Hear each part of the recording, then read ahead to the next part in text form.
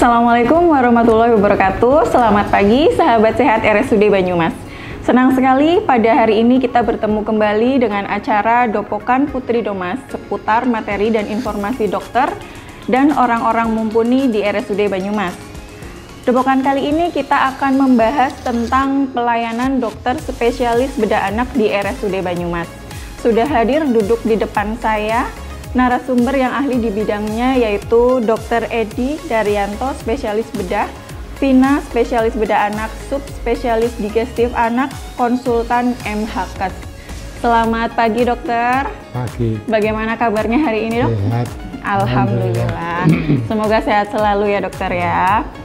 Terkait pelayanan dokter spesialis bedah anak di RSUD Banyumas ini sendiri dokter, kira-kira apa saja biar sahabat di rumah bisa mengerti? Jadi masalah bedah anak ini secara garis besar ada 3 bagian ya, bagian digestif anak, tumor maupun bagian urologi anak. Jadi pelayanan di sini ya biasanya mencakup itu semua ya, terutama adanya pelayanan kongenital bawaan sejak dia di dalam kandungan.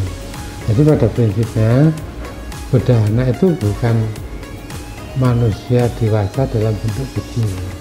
Jadi kita memang harus ada penanganan secara khusus.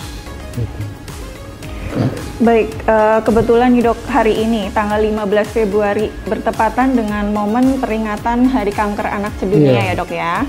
Bagaimana pelayanan yang bisa diberikan kepada masyarakat dari dokter spesialis bedah anak terhadap kasus-kasus kanker anak gitu? Kanker pada anak itu biasanya 3 besarnya itu ada 1 teratoma, terus nefroblastoma dan neuroblastoma. Biasanya sih sebetulnya ya yang perlu diketahui oleh orang awam, kalau ada benjolan sesuatu yang tidak normal itu harusnya segera untuk diperiksakan, karena kita tidak tahu itu jenisnya malignan atau keganasan atau bukan. Jadi segeralah untuk diperiksakan ke RSUD Banyumas. Oh ya baik. Untuk rentan waktunya dokter, biasanya benjolan itu munculnya itu berapa lama lamanya? Ya, mungkin begitu lahir sudah ada, dan pemeriksaannya diperiksakan lebih cepat, lebih bagus, lebih baik demi kita bisa mendiagnosis secara cepat, awal, dan secara dini supaya tidak, kalau itu jenisnya keganasan, tidak sudah sampai kemana-mana dia penyebarannya. Baik dok, apakah ada tips pencegahan agar anak tidak terkena kanker, ada nggak dok kira-kira? Secara umum tidak bisa ya, tapi biasanya khususnya ya itu juga faktor familial ada ya, tapi tidak begitu besar persentasenya. Khususnya ya waktu ibu mulai hamil sampai dia melahirkan ANC macam-macam, itu perbaikan gizi ibu hamil itu juga mempengaruhi perkembangan kandungan anak di dalam kandungan, terutama 3 bulan pertama atau trimester pertama. Karena pada waktu trimester pertama ini terjadi suatu proses organogenesis. Untuk trimester selanjutnya kan hanya dia membesar aja, tapi untuk organogenesis penting. Dan embriologi di dalam kandungan itu tidak satu bentuk, dulu dibuat kepala, badan, terus ekstremitas kaki, itu enggak, karena dia satu kesatuan seperti itu. Jadi kalau ada sesuatu hal yang macet, dimungkinkan yang lain juga ada kemacetan gitu. Hal macet berarti sudah mungkin terjadi suatu kelainan kongenital yang harus kita waspadai. Tapi justru kalau ada trimester pertama ini membuat bingung ibu yang nggak berpengalaman. Kadang dia telat head, tapi wah ini hamil ini, dia ternyata bulan kedua dia menstruasi. Jadi memang sulit, tapi untuk itu kan bisa konsultasi dengan dokter yang terkait, misalnya obstetrik ginekologi, untuk segera periksa lah ya itu. Ya, kalau untuk perihal makanan sendiri dok, ini kan terkait dengan kehidupan sehari-hari ya. Adakah yang harus dihindari untuk meminimalisir resiko terkena kanker?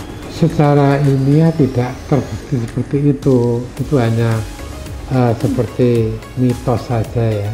Tapi kan kalau kita menyampaikan gini harus ada data ilmiah, apa betul makanan ini mengandung karsinogenik apa enggak. Nanti kalau enggak kan kita bisa dituntut sama perusahaan-perusahaan. Jadi memang itu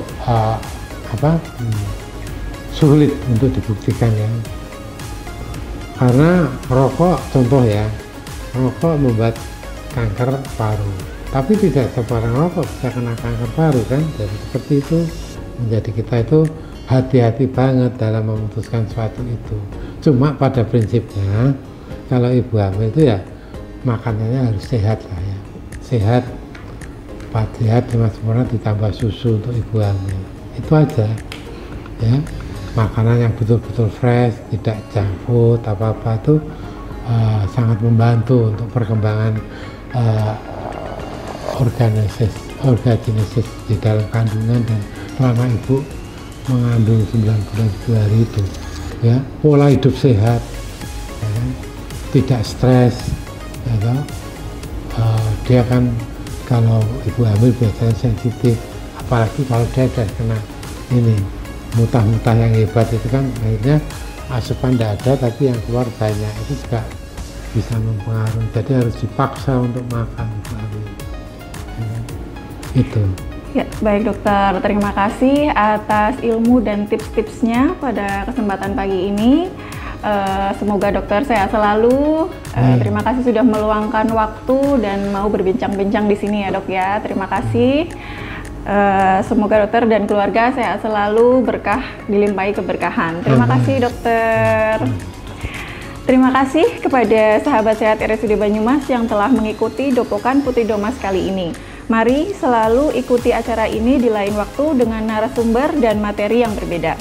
Jika sahabat sehat RSUD Banyumas ingin memberikan usulan terkait tema atau judul, isi materi dan informasi Dopokan Putri Domas di acara yang akan datang, silahkan tulis di kolom chat dan jangan lupa like, share, dan subscribe. Wassalamualaikum warahmatullahi wabarakatuh. Terima kasih.